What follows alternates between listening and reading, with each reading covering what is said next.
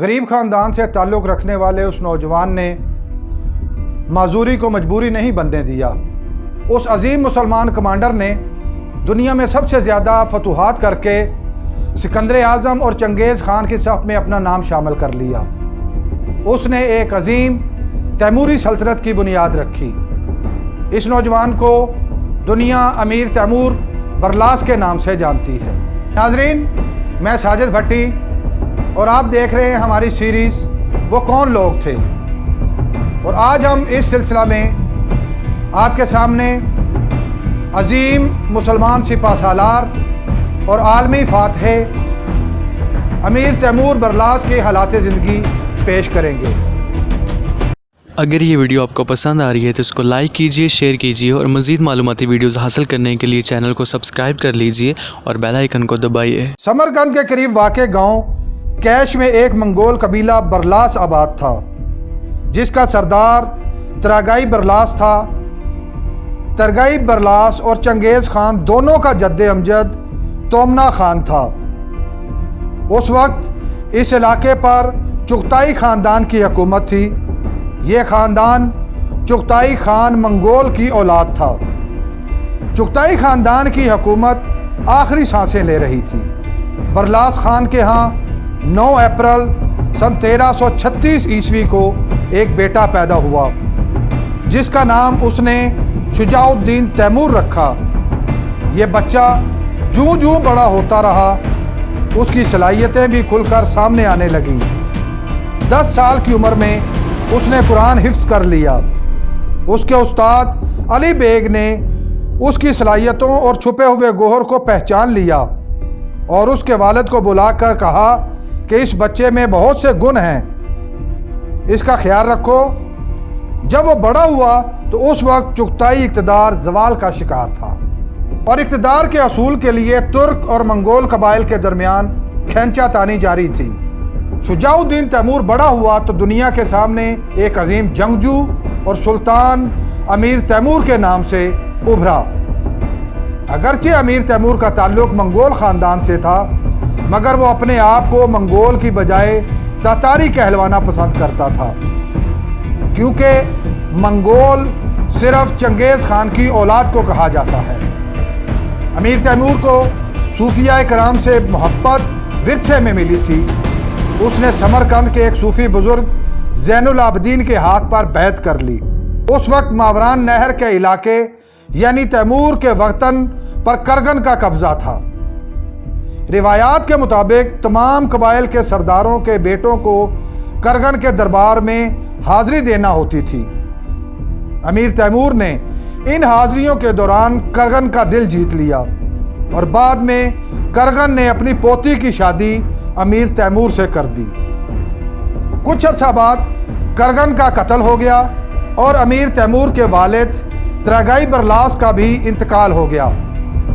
कबायली साजिशों के बावजूद अमीर तैमूर बरलास कबीले का सरदार बनने में कामयाब हो गया, जबकि दूसरी तरफ मावरान नहर के इलाके का इक़्तिदार हासिल करने की दौड़ शुरू हो गई और 3 बड़े मजबूत उम्मीदवार सामने आ गए, जिनमें एक अमीर तैमूर, दूसरा अमीर तैमूर का चचा हाजी बरलास और तीसरा जुलाहिर कबीले का सरदार अमीर बायजीद था। मगर अचानक ही करीबी रियासत मुगलस्तान के हुक्मरान तुगलक तैमूर ने मावरान पर हमला कर दिया और उस पर काबिज हो गया। अमीर तैमूर ने लड़ाई की बजाय तुगलक तैमूर से सुलह कर ली और उसके दरबार में पहुंच गया। बहुत जल्द तुगलक अमीर तैमूर की शख्सियत से मुतासिर हो गया और अपने वफादार साथियों में शामिल कर लिया। इसी दौरान तुगलक के वतन मुगलस्तान में बगावत हो गई और वह मावरान नहर की हुक्मरानी अमीर तैमूर के हवाले करके वापस वतन लौट गया। मगर यह हुक्मरानी ज़्यादा अरसा कायम न रह सकी। तुगलक वापस आया और उसने अमीर तैमूर को हुकूमत से हटाकर इक़्तिदार अपने बेटे इलियास ख्वाजा के सुपुर्द कर दिया। अमीर तैमूर को यह बात पसंद न आई और वह अपनी आज़ादाना सरगर्मियों में मसरूफ़ हो गया। इस पर तुगलक तैमूर ने अमीर तैमूर के कत्ल के अहकामात जारी कर दिए। امیر تیمور کو اس کی اطلاع ہو گئی تو وہ اپنے چند ساتھیوں سمیت فرار ہو گیا۔ مفروری کے دوران اس نے مختلف قبائل کو منظم کیا اور اپنی ایک فوج تیار کر لی۔ سن 1364 عیسوی کو امیر تیمور اور الیاس خواجہ کے مابین ایک جنگ ہوئی جس میں امیر تیمور کو ناکامی ہوئی اور وہ واپس چلا گیا۔ اسی دوران مغلستان میں تغلق تیمور کا انتقال ہو گیا اور اس کا بیٹا اقتدار سنبھالنے وطن واپس چلا گیا۔ اب تیمور کے پاس سنہری موقع تھا۔ اس نے حملہ کر کے ماوران نہر پر قبضہ کر لیا اور اپنی حکومت کا اعلان کر دیا۔ ماوران نہر کی فتح کے بعد وہ دنیا کو فتح کرنے کے لیے نکل کھڑا ہوا۔ اس نے اپنے 37 سالہ اقتدار میں 42 ممالک کو فتح کیا اور تعداد کے لحاظ سے سب سے بڑا فاتح بن گیا۔ چنگیز خان کی فتوحات میں اس کے سپہ سالاروں کی فتوحات بھی شامل ہیں، جبکہ امیر تیمور کی فتوحات اس کی اپنی قیادت میں ہوئیں۔ اس طرح وہ 37 سال مسلسل حالت جنگ میں رہا۔ ناظرین، امیر تیمور کے مخالفین نے اس کی کردار کشی میں کوئی بھی کسر اٹھا نہ رکھی۔ ایک جنگ میں امیر تیمور کی دائیں ٹانگ زخمی ہو گئی، جس کی وجہ سے وہ معذور ہو گیا اور ساری زندگی لنگڑا کر چلتا رہا۔ مخالفین نے اس کے لنگڑے پن کا مذاق اڑاتے ہوئے اسے تیمور لنگ کے نام سے پکارنا شروع کر دیا۔ اسی لیے مخالفین بالخصوص مغربی مورخین نے اسے ہر مقام پر تیمور لنگ ہی لکھا اور اس طرح اس کا نام تیمور لنگ مشہور ہو گیا۔ عالمی فتوحات کے سلسلے میں سن 1374 عیسوی کو کاشغر اور 1389 عیسوی میں اس نے خوارزم پر قبضہ کر لیا۔ سن 1381 عیسوی میں ہرات، 1384 میں نیشا پور اور اسی سال قندھار اور سیستان پر بھی قبضہ حاصل کر لیا۔ سن 1386 میں اس نے ایران پر حملہ کر دیا۔ اس جنگ کو یورش 6 سالہ بھی کہا جاتا ہے۔ اس مہم میں اس نے آذربائیجان اور گرجستان تک کے علاقے فتح کر لیے۔ سن 1391 عیسوی میں تیمور نے روس کے خاندان سرائے کے خان تختمش کے خلاف لشکر کشی کی۔ اس سے قبل تختمش کو سائبیریا کے آگ وردہ خاندان کے حکمران ارس خان نے تخت سے بے دخل کر دیا تھا۔ امیر تیمور نے تختمش کا ساتھ دیا اور اس کو تخت دوبارہ دلوا دیا۔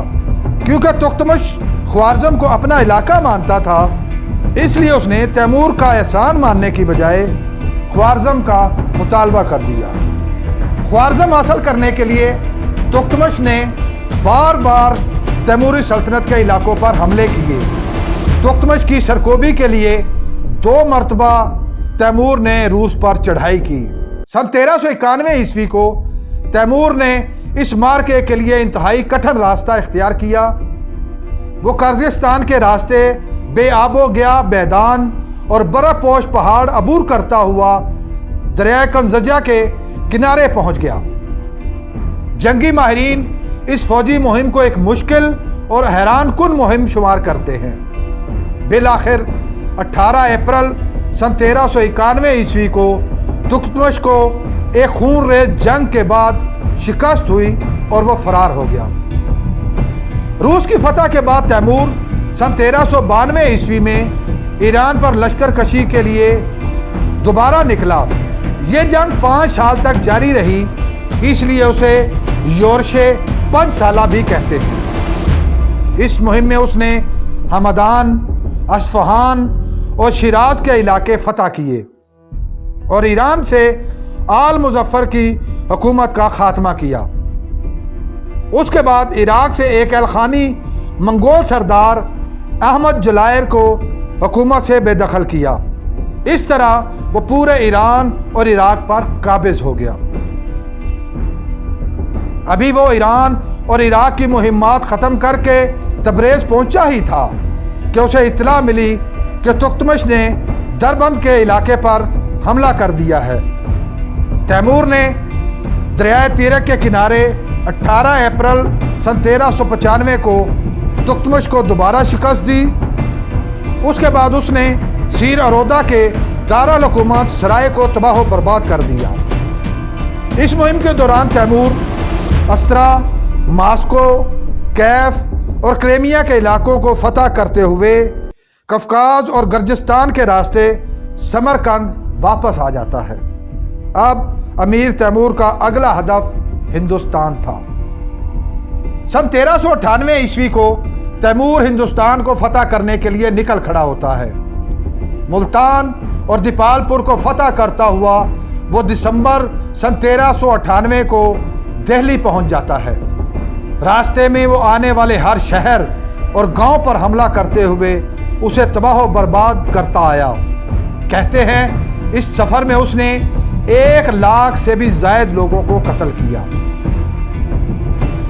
اس زمانے میں دہلی پر نصیر الدین محمود تغلق کی حکومت تھی۔ امیر تیمور نے حملہ کیا اور آسانی سے دہلی کو فتح کر لیا۔ نصیر الدین نے جنگلوں میں بھاگ کر جان بچائی۔ تیمور نے شہر میں قتل عام کا اعلان کر دیا اور 4 دن میں شہر میں خون کی ندیاں بہا دیں۔ رگوں میں منگول خون ہونے کی وجہ سے تیمور اپنے اجداد کی طرح سفاک شخص تھا۔ اس نے اپنے مقبوضہ علاقوں میں بے دریغ قتل عام کیا اور منگولوں کی طرح انسانی کھوپڑیوں کے مینار بنائے۔ اس کا یہ سفاکانہ پہلو اس کی ساری کامیابیوں پر ایک دھبا ہے۔ اسی وجہ سے بہت سے مسلمان مورخین اور دانشور اسے ہیرو تسلیم نہیں کرتے، کیونکہ اس نے اسلامی روایات کی پاسداری نہیں کی۔